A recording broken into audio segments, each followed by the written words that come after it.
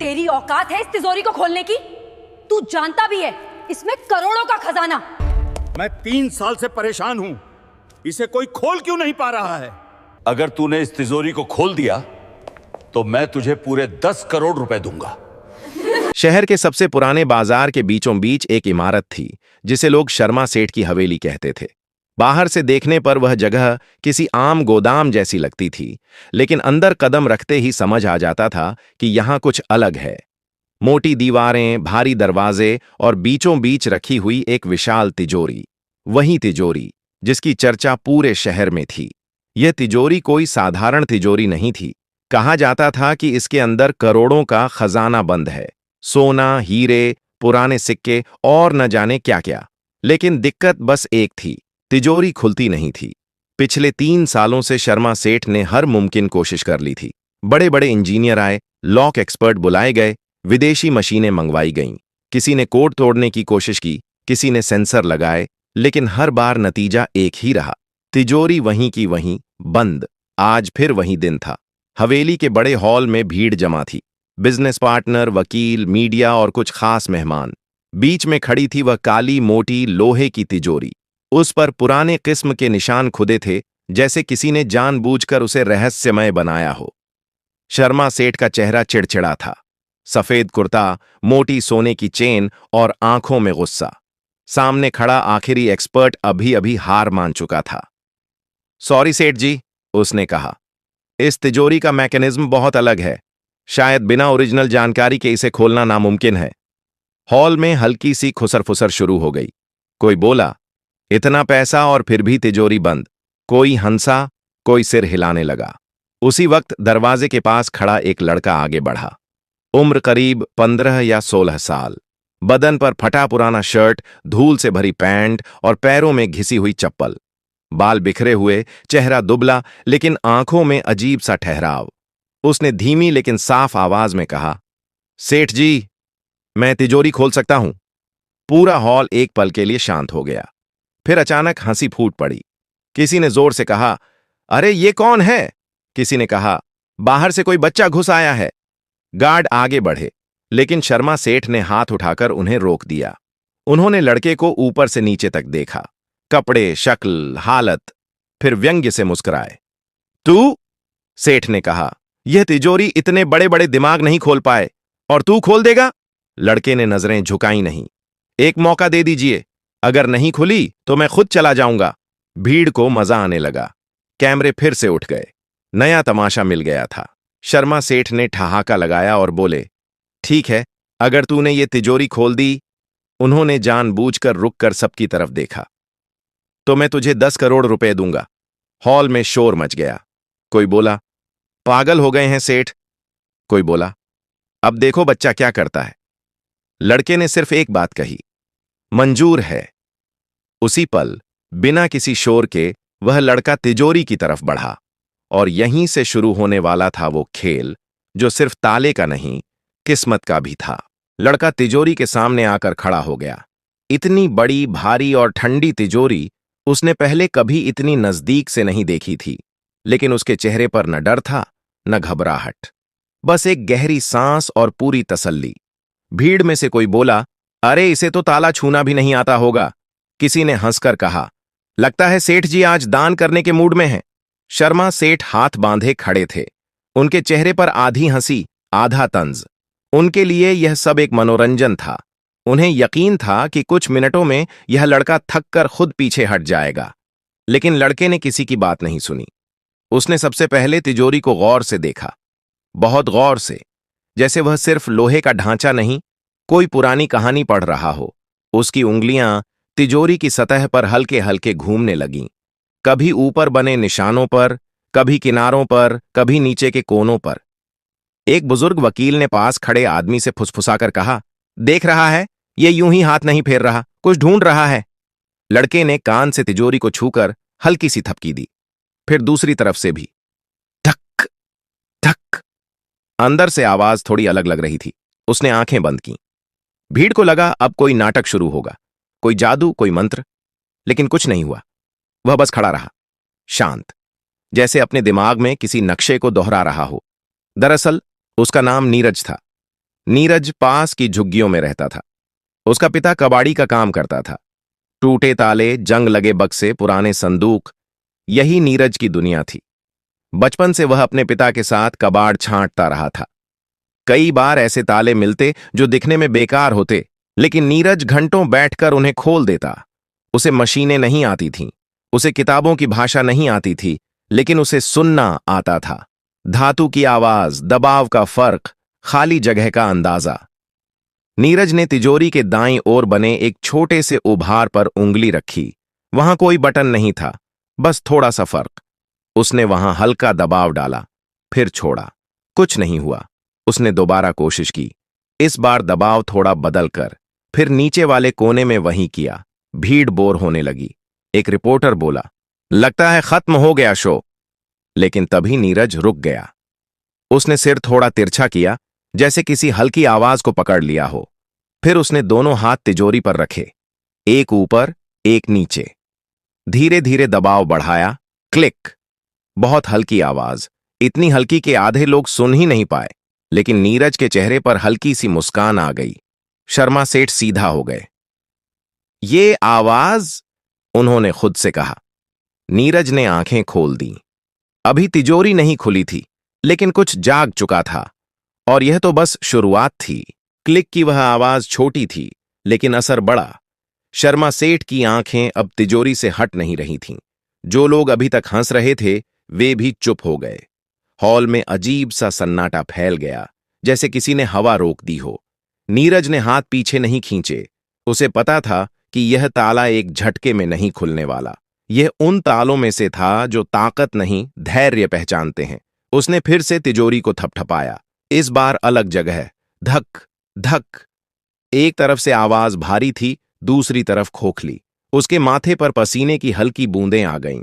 कपड़े पुराने थे, लेकिन उसकी हर हरकत बेहद नपी तुली थी, जैसे वह कोई अंदाजा नहीं लगा रहा, बल्कि किसी याद को फॉलो कर रहा हो। भीड़ में से एक इंजीनियर बुदबुदाया, यह लड़का प्रेशर पॉइंट्स ढूंढ रहा है। नीरज ने तिजोरी के नीचे झुककर देखा। वहां कोई ताला नहीं था, कोई लीवर नहीं, लेकिन धातु की बनावट थोड़ी अलग थी। उसने उंगलियों से वहां हल्का घुमावदार दबाव दिया। कुछ नहीं हुआ। उसने सांस छोड़ी, फिर दोबारा कोशिश की। इस बार पहले से थोड़ा धीमा। अंदर से फिर वही आवाज आई, गुड। अब यह आवाज साफ थी। शर्मा सेठ अनजाने में आगे बढ़ाए। रुको, उन्होंने कहा, कोई मशीन तो चाहिए हो, बता दें। नीरज ने बिना पलटे कहा, नहीं सेठ जी, मशीन उलझा देती है। यह तिजोरी सीधे हाथ से बात करती है। कई लोग चौंक गए। सीधे हाथ से बात करती है? नीरज ने तिजोरी के सामने खड़े होकर आंखें बंद कीं। उसने दोनों हथेलियां तिजोरी पर रखीं, जैसे कोई डॉक्टर मरीज की धड़कन सुनता है। कुछ सेकंड तक वह बिल्कुल स्थिर रहा। फिर उसने बाएं हाथ से ऊपर के हिस्से पर दबाव दिया और दाएं हाथ से नीचे की ओर हल्का सा स्लाइड किया। क्लिक। फिर एक और क्लिक। अब आवाजें साफ थीं। हॉल में खड़े कैमरे फिर से चालू हो गए। रिपोर्टर फुसफुसाने लगे, कुछ हो रहा है। यह बच्चा सच में कुछ कर रहा है। नीरज के दिमाग में उसके पिता की आवाज गूंज रही थी, हर ताला जल्दी नहीं खुलता बेटा, पहले उसे समझना पड़ता है। उसने तिजोरी के किनारे पर उभरे एक बेहद छोटे निशान पर उंगली रखी। यह निशान जंग जैसा लगता था, लेकिन असल में वह जानबूझकर बनाया गया था। उसने वहां दबाव डाला, धीरे, लगातार। अचानक तिजोरी के अंदर से भारी चीज के सरकने की आवाज आई। गुड। धड़। भीड़ में किसी ने सांस खींच ली। अरे! नीरज ने हाथ हटा ली। वह जानता था, अभी नहीं। अगर वह जल्दबाजी करता तो सब फिर से लॉक हो जाता। उसने एक कदम पीछे लिया, गहरी सांस ली, फिर आगे बढ़ा। अब तिजोरी सिर्फ एक लोहे का डिब्बा नहीं थी, वह जाग चुकी थी और पहली बार वह खुलने के लिए तैयार लग रही थी। नीरज एक कदम पीछे हटा तो कई लोगों को लगा कि वह हार गया। भीड़ में फिर से हलचल होने लगी। बस इतना ही? अब थक गया होगा। देखा, कहां था ना? लेकिन शर्मा सेठ ने इस बार किसी को कुछ कहने नहीं दिया। उनकी नजरें तिजोरी पर टिकी थीं। उन्होंने साफ देखा था, तिजोरी के अंदर कुछ हिला था। वह कोई भ्रम नहीं था। नीरज ने अपनी हथेलियों को आपस में रगड़ा। पसीना था, लेकिन हाथ कांप नहीं रहे थे। उसने नजर उठाकर तिजोरी को देखा। अब वह उसे बाहर से नहीं देख रहा था, वह उसके अंदर की तस्वीर अपने दिमाग में बना चुका था। उसने धीमी आवाज में कहा, सेठ जी, अगर मैं गलत हुआ तो यह तिजोरी फिर से पहले जैसी बंद हो जाएगी, फिर कोई भी इसे नहीं खोल पाएगा। हॉल में खड़े कुछ लोग चौंक गए। ये क्या कह रहा है? ये तो रिस्क है। शर्मा सेठ ने दांत भींचे। 3 साल की नाकामी, करोड़ों की लागत और अब यह बच्चा। कुछ पल वह चुप रहे, फिर बोले, जो करना है कर, अब पीछे हटने का मतलब नहीं। नीरज ने सिर हिलाया। उसने तिजोरी के बाईं तरफ नीचे बैठकर कान लगाया। इस बार उसने थपकी नहीं दी, बस सुना। पूरा हॉल खामोश था, इतना कि किसी के गले से पानी निगलने की आवाज भी तेज लग रही थी। नीरज को अंदर से हल्की सी धातु की कंपन महसूस हुई। यह वही कंपन थी जो उसे कबाड़ में मिले पुराने संदूकों में महसूस होती थी। फर्क बस इतना था कि यह तिजोरी कई गुना ज्यादा जटिल थी। उसने दाएं हाथ की 2 उंगलियां एक साथ ऊपर के कोने पर रखीं, बाएं हाथ की हथेली नीचे वाले हिस्से पर। धीरे धीरे दबाव बढ़ाया, फिर अचानक दोनों हाथों का दबाव एक साथ छोड़ दिया। क्लैक। इस बार आवाज साफ और तेज थी। भीड़ में किसी ने जोर से कहा, अरे ये तो सच में खुल रही है। नीरज ने समय बर्बाद नहीं किया। उसने तुरंत तिजोरी के बीच वाले हिस्से पर हाथ रखा और हल्का सा घुमाव दिया। यह घुमाव इतना छोटा था कि कैमरे भी ठीक से पकड़ नहीं पाए, लेकिन असर बड़ा था। तिजोरी के अंदर जैसे कुछ सेट हो गया हो। अब आवाजें बिखरी हुई नहीं थीं, वे क्रम में थीं। गुड, क्लिक, धक। शर्मा सेठ का चेहरा सफेद पड़ने लगा। उन्होंने जिंदगी में बहुत कुछ देखा था, लेकिन यह पहली बार था जब उनका शक डर में बदल रहा था। नीरज के दिमाग में एक ही बात चल रही थी, जल्दी नहीं, अगर जल्दी की तो सब खत्म। उसने आखिरी बार तिजोरी के सामने खड़े होकर दोनों हाथ रखे, आंखें बंद कीं, सांस रोकी और बहुत हल्के से, जैसे किसी सोए हुए बच्चे को जगाते हैं, उसने दबाव डाला। अचानक तिजोरी का ऊपरी हिस्सा 1 इंच बाहर की ओर सरक गया। पूरा हॉल सन्न रह गया। यह अभी पूरी तरह नहीं खुली थी, लेकिन अब कोई हंस नहीं रहा था, अब कोई शक नहीं कर रहा था। अब सब जान चुके थे, यह लड़का खाली हाथ नहीं आया है। तिजोरी का ऊपरी हिस्सा 1 इंच बाहर सरकते ही जैसे समय थम गया। कोई चिल्लाया नहीं, कोई ताली नहीं बजी, सब बस देखते रह गए। नीरज ने हाथ वहीं रखे, उसने धक्का नहीं दिया। उसे पता था यह वह पल है जहां ज्यादातर लोग गलती कर बैठते हैं। अधीरता, ज्यादा जोर, और ताला फिर से खुद को बंद कर लेता है। उसने बहुत धीमी आवाज में खुद से कहा, अब बस, सही क्रम। उसकी आंखें तिजोरी के अंदर झांकने की कोशिश नहीं कर रही थीं। वह बाहर के संकेत पढ़ रहा था, हल्का झुकाव, दरवाजे का वजन, धातु की सांस। उसने बाएं हाथ से ऊपर वाले हिस्से को स्थिर रखा और दाएं हाथ से नीचे की ओर बहुत हल्का दबाव दिया। गुड। अब आवाज भारी थी, ऐसी आवाज जो सिर्फ तभी आती है जब अंदर कुछ बड़ा अपनी जगह छोड़ रहा हो। शर्मा सेठ अनजाने में 2 कदम आगे आ गए। उनका गला सूख चुका था। खुल रही है, उनके मुंह से अपने आप निकल गया। नीरज ने आखिरी बार नीचे की ओर उंगली घुमाई, बस आधा घेरा, उसे ज्यादा नहीं। क्लैक। इस बार आवाज ने कोई शक नहीं छोड़ा। तिजोरी का दरवाजा अपने आप आगे की ओर झुक गया। 1 सेकंड, 2 सेकंड, फिर भारी लोहे का दरवाजा पूरी तरह खुल गया। पूरा हॉल जैसे फट पड़ा। खुल गई! अरे ये तो खुल गई! ये बच्चा कर दिखाया! कैमरे चमकने लगे, लोग आगे बढ़ने लगे, लेकिन गार्ड्स ने तुरंत रोक लिया। शर्मा सेठ खुद तिजोरी के सामने पहुंचे। उनके हाथ कांप रहे थे। तिजोरी के अंदर का नजारा किसी ने सोचा भी नहीं था। अंदर सोने की ईंटें थीं, हीरों से भरे लकड़ी के बक्से, पुराने जमाने के सिक्कों की थैलियां, और नीचे मखमली कपड़े में लिपटी हुई मोटी मोटी ज्वेलरी।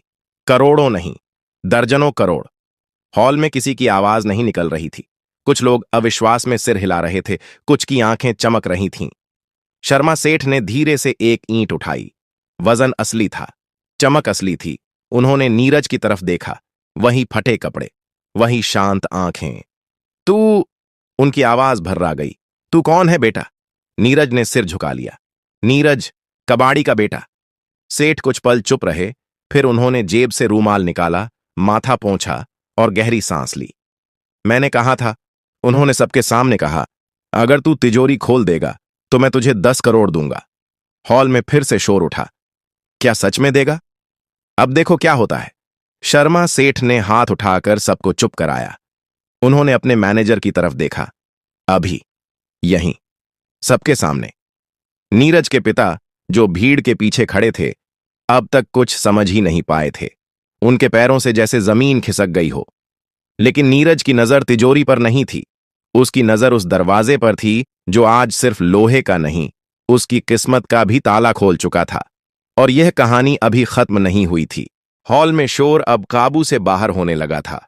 कोई फोन पर बात कर रहा था, कोई वीडियो लाइव कर चुका था। खजाना मिल गया कि खबर आग की तरह फैलने लगी थी। शर्मा सेठ ने अपने पर्सनल मैनेजर को इशारा किया, लीगल टीम बुलाओ, अकाउंट्स तैयार रखो। मैनेजर हड़बड़ाकर फोन लगाने लगा। नीरज अब भी वहीं खड़ा था। न उसके चेहरे पर लालच था, न जीत की खुशी, जैसे उसने कोई सौदा नहीं, सिर्फ अपना काम पूरा किया हो। शर्मा सेठ उसके पास आए। पहली बार उनकी आवाज में सख्ती नहीं थी। तू जानता है 10 करोड़ क्या होते हैं? नीरज ने सिर हिलाया। इतना कि मेरे पिता जिंदगी भर कबाड़ उठाकर भी नहीं कमा पाएंगे। भीड़ में खड़े कुछ लोग असहज हो गए। ये बच्चा सीधा बोल रहा था। सेठ कुछ पल उसे देखते रहे, फिर बोले, तो फिर भी तू डर नहीं रहा? नीरज ने जवाब दिया, डर तब लगता है जब ताला समझ ना आए। सेठ हल्का सा मुस्कुराए। शायद पहली बार किसी ने उन्हें ऐसा जवाब दिया था। तभी नीरज के पिता आगे आए। उनका नाम रामदीन था, कपड़े और भी ज्यादा पुराने, आंखों में घबराहट। सेठ जी, उनकी आवाज कांप रही थी। लड़का बच्चा है, अगर कोई गलती हो गई हो तो। शर्मा सेठ ने उन्हें रोक दिया। गलती? इसने मुझे 3 साल का सिरदर्द खत्म कर दिया। उसी वक्त लीगल टीम पहुंच गई। कागज खुले। कैमरों के सामने सब कुछ साफ साफ हो रहा था। सेठ ने ऊंची आवाज में कहा, सब लोग सुन लें, मैंने वादा किया था और शर्मा सेठ अपना वादा तोड़ता नहीं। एक कागज आगे बढ़ाया गया। नीरज का नाम पूछा गया, उम्र लिखी गई, गार्जियन के तौर पर पिता का नाम। नीरज के हाथ में पेन दिया गया। उसने कभी इतने कागज नहीं देखे थे, लेकिन उसने बिना हिचक दस्तखत कर दिए। भीड़ में किसी ने कहा, अब ये लड़का बदल जाएगा। नीरज ने वह बात सुन ली। उसने सिर उठाकर कहा, मैं नहीं बदलूंगा, हालात बदलेंगे। शर्मा सेठ ने चेक आगे बढ़ाया। 10 करोड़। रामदीन के हाथ कांपने लगे। वह बैठने ही वाले थे कि नीरज ने उन्हें थाम लिया। सेठ ने चेक नीरज को नहीं, उसके पिता को दिया। इसे संभाल कर रखना, बेटा समझदार है लेकिन दुनिया नहीं। उस पल नीरज ने पहली बार तिजोरी से नजर हटाकर लोगों की तरफ देखा। वही लोग जो कुछ देर पहले हंस रहे थे, अब कोई हंस नहीं रहा था। लेकिन कहानी यहीं खत्म नहीं होनी थी, क्योंकि जिस ताले ने 10 करोड़ दिलाए थे, उसके पीछे की कहानी अब बाहर आने वाली थी। और कई लोगों को यह बात पसंद नहीं आने वाली थी। चेक हाथ में आते ही मामला खत्म नहीं हुआ। असल में वहीं से असली हलचल शुरू हुई। शर्मा सेठ की लीगल टीम अभी कागज समेट ही रही थी कि हॉल के कोने से एक सख्त आवाज आई, 1 मिनट, यह इतना आसान नहीं है। सबकी नजरें पलट गईं। वह व्यक्ति ग्रे सूट में था, चेहरे पर सरकारी ठहराव। उसके साथ 2 और लोग थे जिनके गले में पहचान पत्र लटक रहे थे। मैं इनकम टैक्स डिपार्टमेंट से हूं, उसने कहा, और यह खजाना निजी नहीं, जांच का विषय है। हॉल में फिर सन्नाटा छा गया। शर्मा सेठ का चेहरा कड़ा हो गया। यह तिजोरी मेरी है, मेरे गोदाम से निकली है। अधिकारी ने फाइल खोली। तिजोरी आपकी हो सकती है, लेकिन इसके अंदर का खजाना, यह तय होना बाकी है कि यह कहां से आया। नीरज यह सब चुपचाप सुन रहा था। उसे कानून की भाषा नहीं आती थी, लेकिन इतना समझ रहा था कि मामला उलझने वाला है। एक अधिकारी की नजर नीरज पर गई। और यह लड़का, इसे यह तिजोरी खोलना कैसे आया? सवाल सीधा था और खतरनाक भी। भीड़ में फुसफुसाहट शुरू हो गई। कहीं चोरी तो नहीं? इतना छोटा और इतना हुनर? रामदीन घबरा गए। साहब, मेरा बेटा सीधा है, कुछ गलत नहीं किया। नीरज आगे बढ़ा। मैंने तिजोरी नहीं चुराई, मैंने बस उसे खोला। कैसे? अधिकारी ने पूछा। नीरज ने एक पल सोचा, फिर बोला, मेरे पिता कबाड़ उठाते हैं, पुराने ताले, संदूक, पेटियां, मैं उन्हें खोलता था। कुछ ताले ताकत से नहीं, सही जगह छूने से खुलते हैं। यह भी वैसा ही था। एक सीनियर अफसर जो अब तक चुप था, उसने तिजोरी को गौर से देखा। यह लॉक सिस्टम, यह इंडस्ट्रियल नहीं है, यह हाथ से बनाया गया है, पुराना है। उसने नीरज की तरफ देखा। तूने मशीन नहीं इस्तेमाल की, यह बात हमारे लिए अहम है। शर्मा सेठ ने तुरंत कहा, जो भी जांच करनी हो करो, लेकिन मेरा वादा। अधिकारी ने हाथ उठाया। वादा रहेगा, लेकिन इस लड़के को हम नजरअंदाज नहीं कर सकते। नीरज को पहली बार हल्का डर लगा। ताला खोलना आसान था, सिस्टम समझना नहीं। लेकिन तभी वही सीनियर अफसर आगे 3 आया और बोला, डर मत, तुझ पर कोई आरोप नहीं है, बल्कि हमें तेरी जरूरत पड़ सकती है। किस लिए? नीरज ने पूछा। अफसर ने तिजोरी के अंदर रखी एक खास लकड़ी की पेटी की तरफ इशारा किया। देश में ऐसी और भी तिजोरियां हैं, बंद, अनसुलझी और शायद खतरनाक भी। नीरज समझ गया, यह सिर्फ पैसे की कहानी नहीं थी, यह हुनर की कहानी थी, और अब उसका हुनर सबके सामने आ चुका था। कुछ हफ्तों बाद नीरज अब झुग्गी में नहीं रहता था, लेकिन वह किसी आलीशान बंगले में भी नहीं गया। सरकार ने उसके पिता को सम्मान के साथ घर दिलवाया।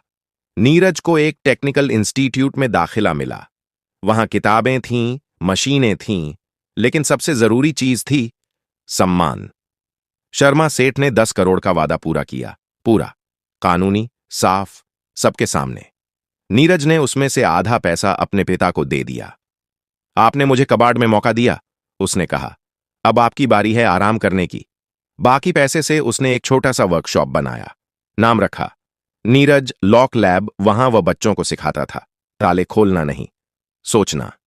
एक इंटरव्यू में किसी ने उससे पूछा, इतनी कम उम्र में करोड़पति बन गए, कैसा लग रहा है? नीरज ने साधारण सा जवाब दिया, मैं करोड़पति नहीं बना, मैं सिर्फ दिख गया।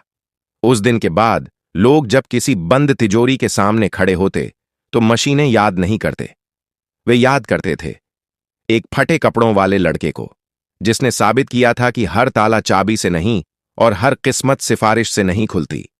कुछ ताले हुनर मांगते हैं और कुछ दुनिया को बस एक मौका। अगर आपको यह कहानी पसंद आई हो तो लाइक जरूर कीजिए। ऐसी ही दमदार और दिल छू लेने वाली कहानियों के लिए सब्सक्राइब करना मत भूलिए और इस कहानी को अपने दोस्तों के साथ शेयर जरूर करें। कमेंट में अपने शहर का नाम जरूर लिखिए ताकि हमें पता चले कि हमारी कहानियां देश के किस किस कोने तक पहुंच रही हैं।